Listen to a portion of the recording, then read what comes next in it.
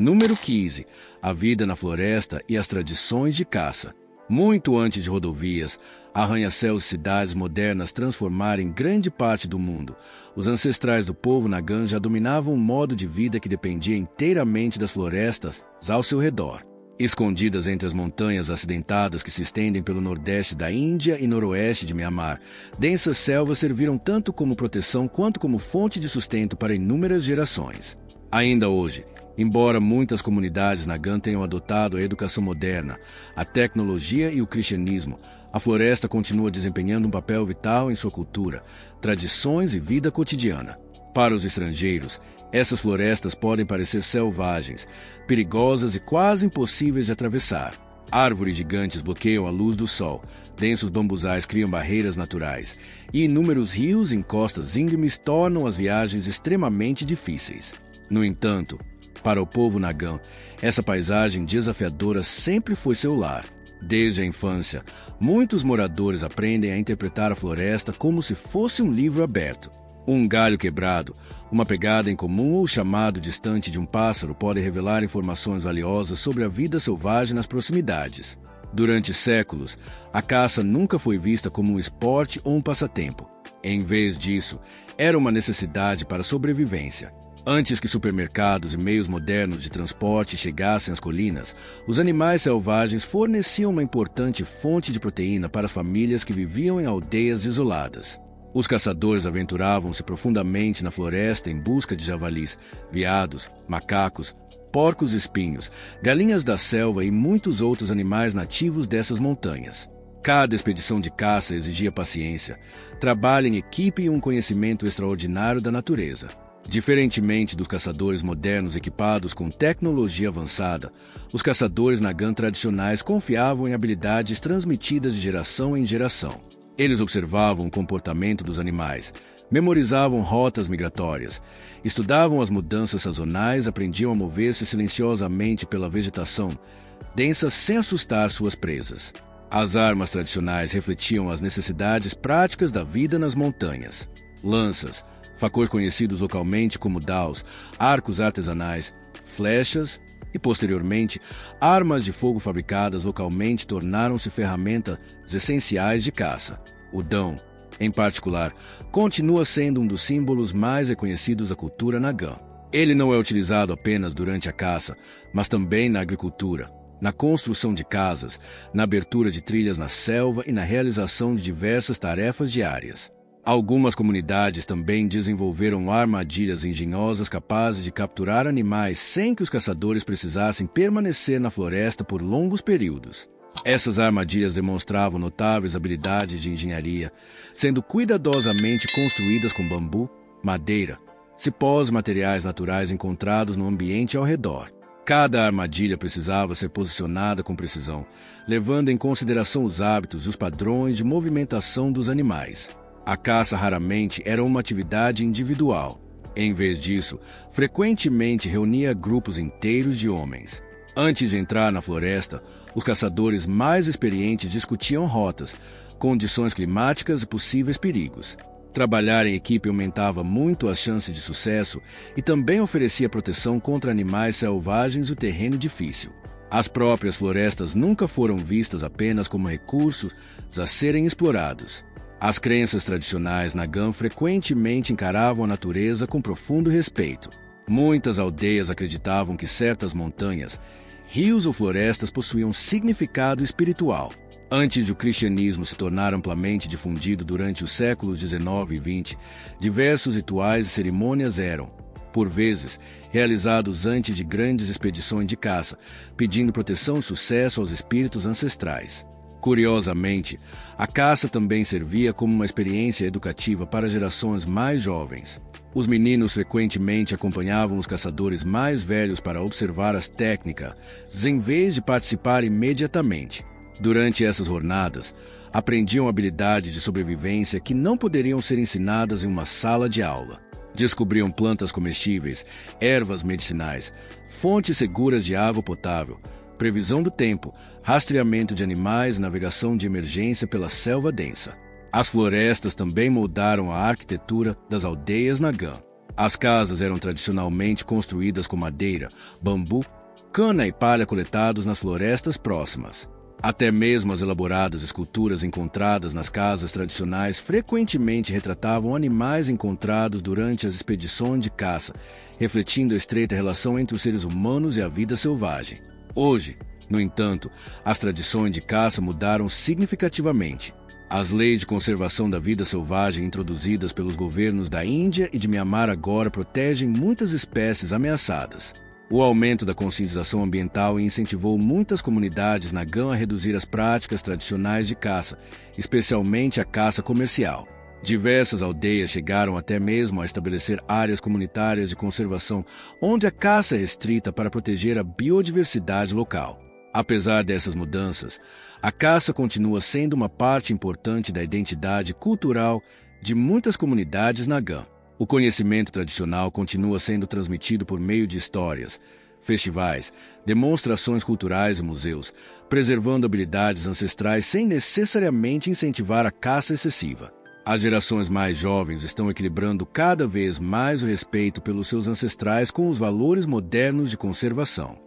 Ao caminhar hoje por essas florestas montanhosas, ainda é possível sentir a profunda conexão entre o povo Nagan e o mundo natural.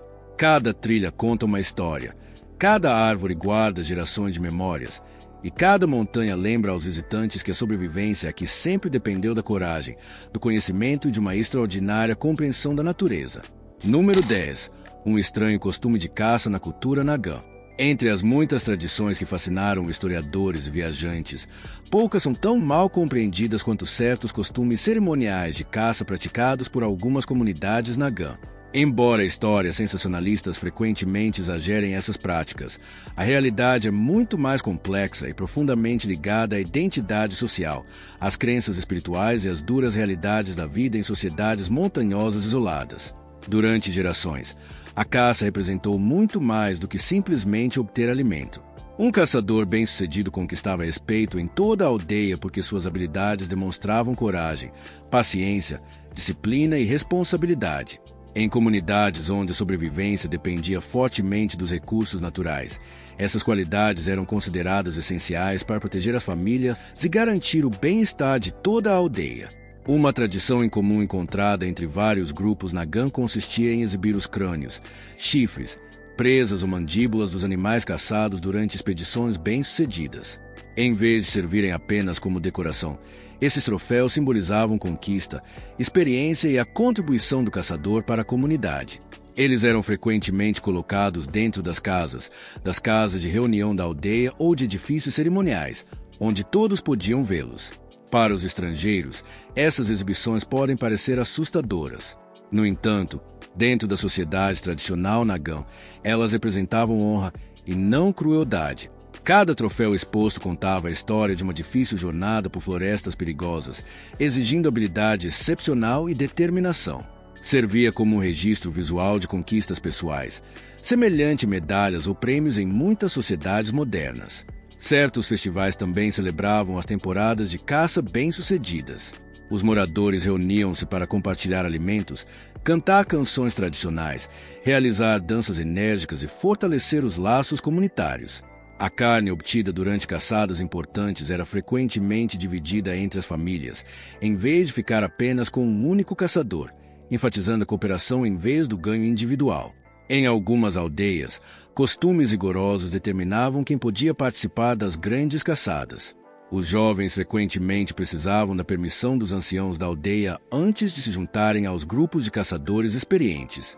Isso garantia que apenas aqueles com treinamento suficiente entrassem na floresta, reduzindo riscos desnecessários e mantendo a disciplina dentro do grupo. Antes de uma importante expedição de caça, rituais tradicionais às vezes eram realizados. Dependendo da tribo Nagan específica, os anciãos ou líderes espirituais podiam observar sinais da natureza, interpretar sonhos ou realizar cerimônias que acreditavam trazer boa sorte e proteção. O canto dos pássaros, os sons dos animais ou acontecimentos naturais incomuns podiam, às vezes, ser interpretados como sinais favoráveis ou desfavoráveis para a jornada que estava por vir. Outro costume fascinante envolvia observar períodos de autodisciplina antes de caçadas importantes. Caçadores de certas comunidades evitavam alimentos ou atividades específicas durante vários dias, acreditando que manter a pureza física e espiritual aumentaria suas chances de sucesso.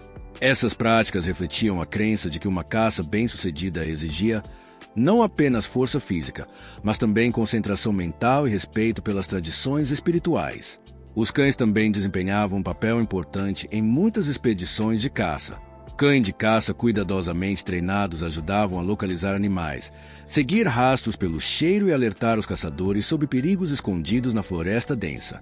Sua lealdade fazia deles companheiros valiosos e frequentemente eram tratados como membros respeitados da equipe de caça e não como simples animais domésticos. O compartilhamento do conhecimento sobre a caça era considerado, por si só, uma responsabilidade sagrada. Os caçadores mais velhos passavam anos ensinando as gerações mais jovens como identificar pegadas recentes, reconhecer sons de animais, mover-se silenciosamente pelos bambuzais e sobreviver a encontros inesperados com animais selvagens perigosos. Essa transmissão de conhecimento garantia que habilidades práticas de sobrevivência continuassem sendo preservadas ao longo das gerações.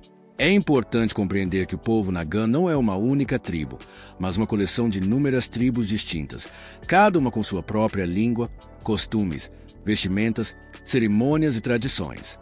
Como resultado, os costumes de caça variavam bastante de uma comunidade para outra.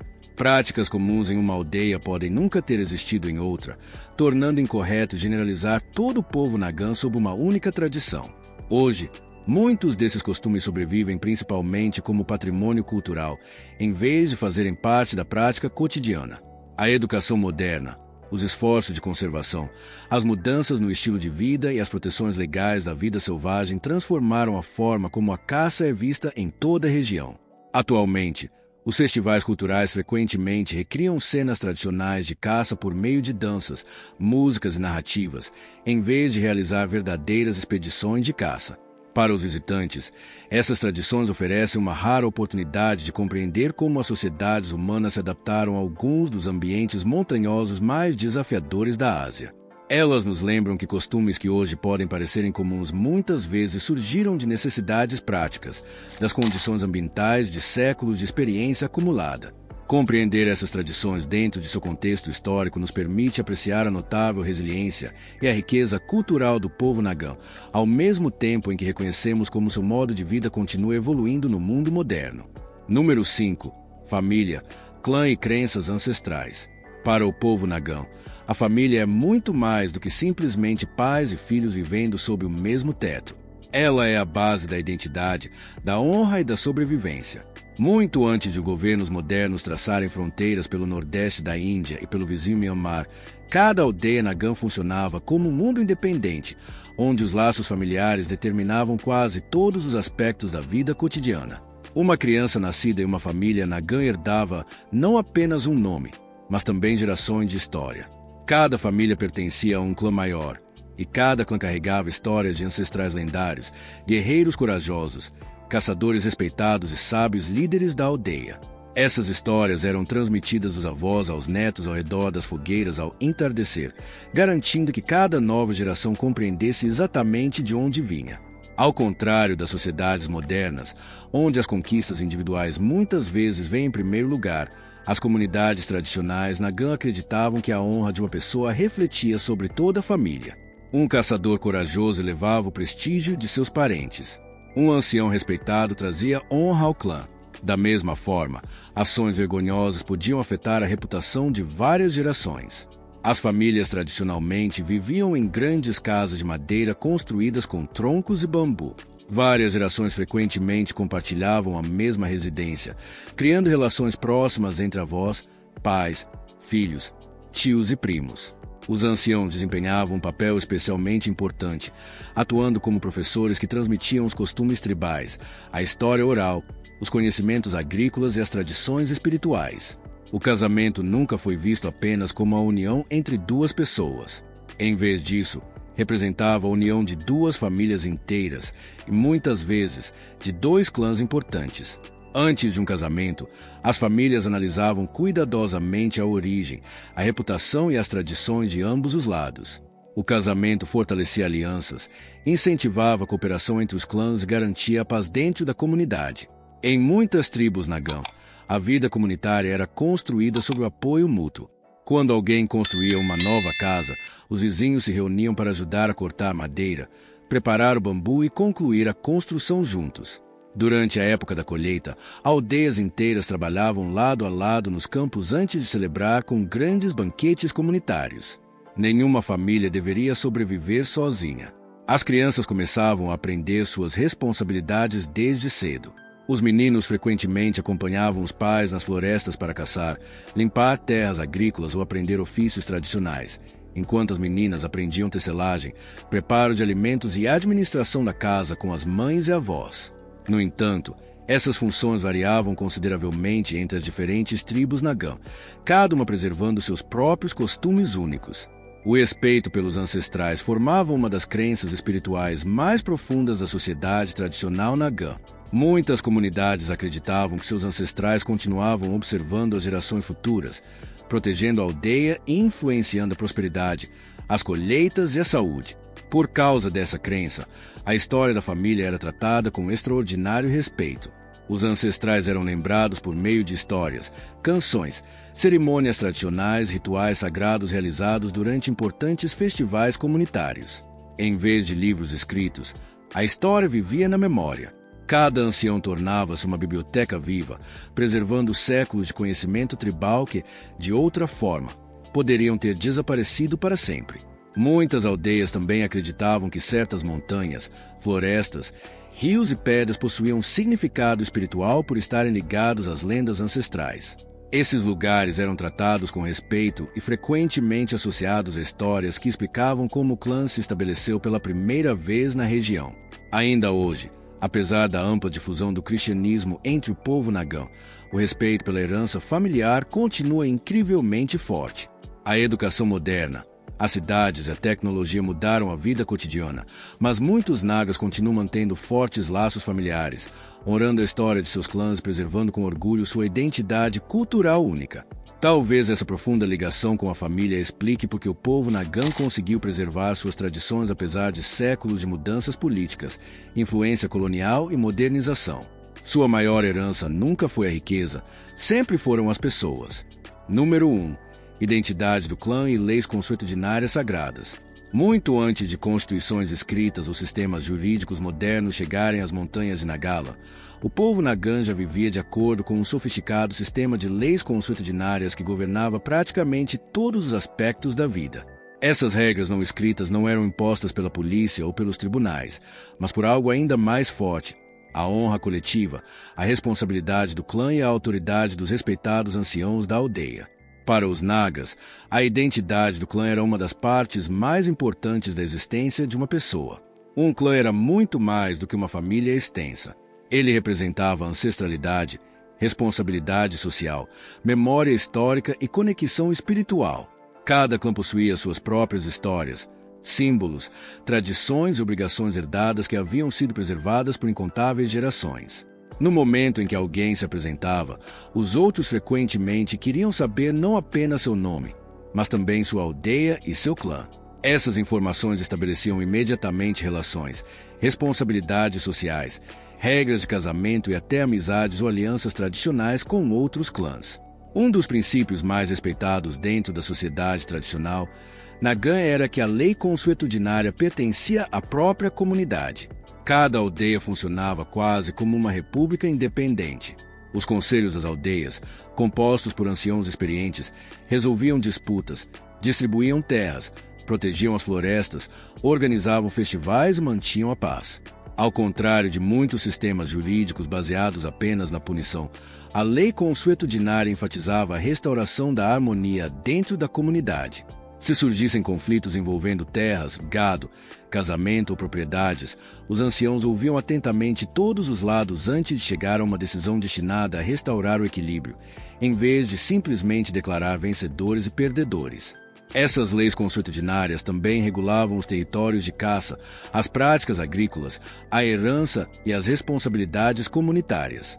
As florestas frequentemente eram protegidas por regras tradicionais que impediam a exploração excessiva, garantindo que as futuras gerações continuassem dependendo dos recursos naturais. A identidade do clã também influenciava os costumes matrimoniais. Em muitas comunidades Nagan, o casamento dentro do mesmo clã era tradicionalmente proibido porque os membros se consideravam descendentes de ancestrais comuns. Essas regras fortaleciam os relacionamentos entre diferentes clãs enquanto preservavam linhagens familiares claramente definidas ao longo das gerações. Uma característica notável da governança tradicional, Nagan era sua ênfase no consenso.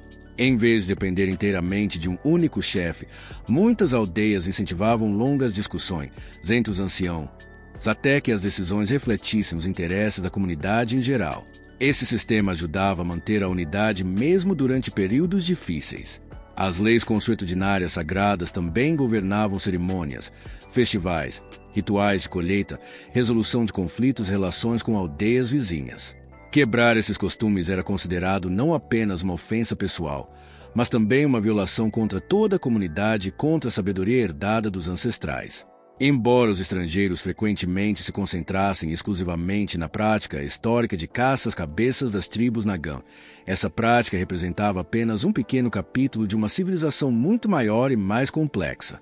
Na realidade, a vida cotidiana nas aldeias dependia muito mais das leis consuetudinárias, da cooperação, da agricultura, do artesanato e da responsabilidade social do que da guerra.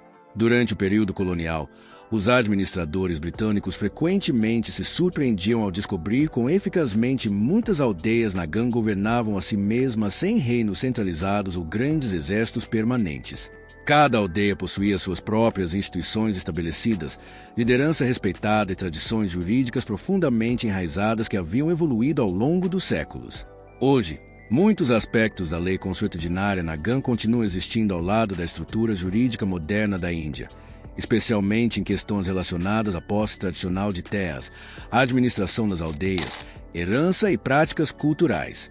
As proteções constitucionais também reconhecem a importância de preservar muitos costumes indígenas únicos da região. A sociedade Nagan moderna continua equilibrando dois mundos. Os jovens frequentam universidades, usam smartphones, participam da cultura global, mas muitos ainda se identificam com orgulho com seus clãs ancestrais e respeitam as instituições consuetudinárias mantidas pelos anciãos das aldeias. De muitas maneiras, a verdadeira força do povo Nagan nunca dependeu de armas ou da guerra. Ela sempre esteve baseada em um extraordinário sistema social onde família, clã, honra, responsabilidade e lei consuetudinária se uniam para criar comunidades capazes de sobreviver por incontáveis gerações em algumas das paisagens montanhosas mais desafiadoras da Ásia. O povo Nagan é muito mais do que as manchetes chocantes e as lendas misteriosas que você provavelmente já ouviu. Por trás das histórias de caçadores, guerreiros e costumes antigos está uma das culturas indígenas mais fascinantes do mundo, rica em tradição, honra e história. Se este documentário mudou a forma como você vê as tribos Nagan, não se esqueça de clicar no botão curtir, inscrever-se no canal e ativar as notificações, porque nossa próxima jornada levará você a outro canto escondido do mundo, repleto de segredos que irão surpreendê-lo completamente. E conte para nós nos comentários qual fato sobre o povo Nagan mais impressionou você. Obrigado por assistir e nos vemos no próximo documentário de viagem.